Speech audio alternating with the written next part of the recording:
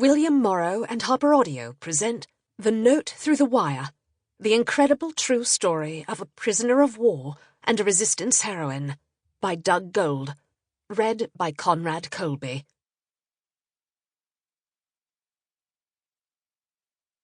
Chapter 1. Bruce, Stalag 18D, 15th of February, 1942. He was nursing a sledgehammer hangover. It took Bruce Murray several minutes to reorientate himself.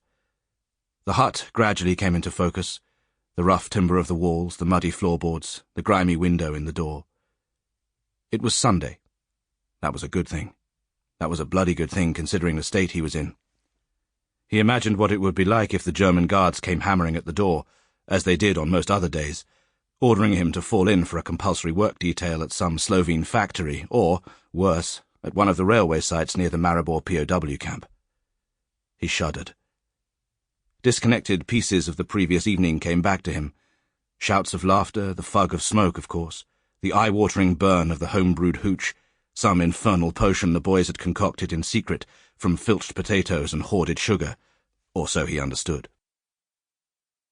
Lofty. That's right. It was Lofty Collier's 21st birthday, and this had seemed like enough of an occasion to break out the booze.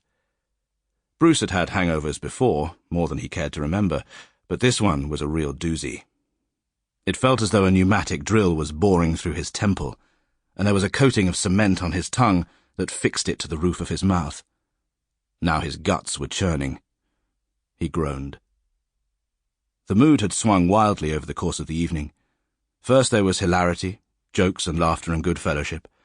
Then it had developed a hard edge, when the latest outrage committed by some guard or other riled the men. Inevitably it had grown maudlin, as stories and reminiscences of home were shared. Towards midnight they had rallied, and the singing had begun. Some time and several tin cups of grog later, the joy had leached from it all again, as many hoarse throats joined a chorus of Auld Lang Syne. It sounded more like Old Land's Shine in their rendition. There were tears. Bruce might have shed a few himself.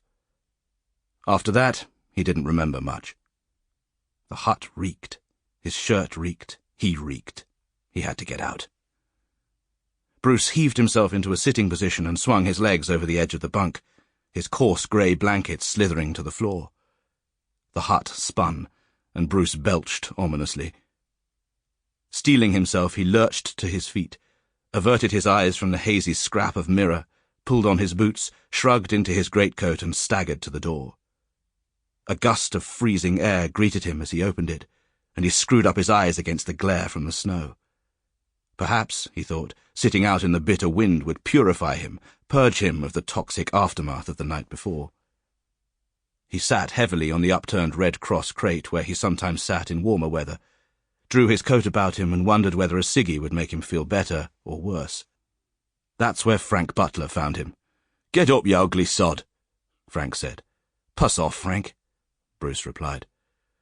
"Come on, Brucey, get off your ass. Let's take a turn, blow out the cobwebs." Frank grabbed Bruce's arm and heaved him to his feet.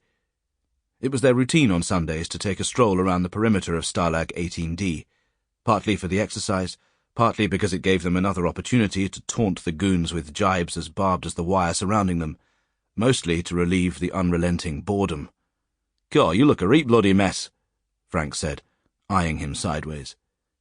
Insults were the stock in trade of their conversation, but Frank meant it. By this hour of the morning, Bruce was usually freshly scrubbed, his hair combed and slicked down, and he would have done what he could with his clothes. Not today. It was all Bruce could do to grunt in reply. They walked in companionable silence, an inch of fresh snow squeaking beneath the soles of their boots.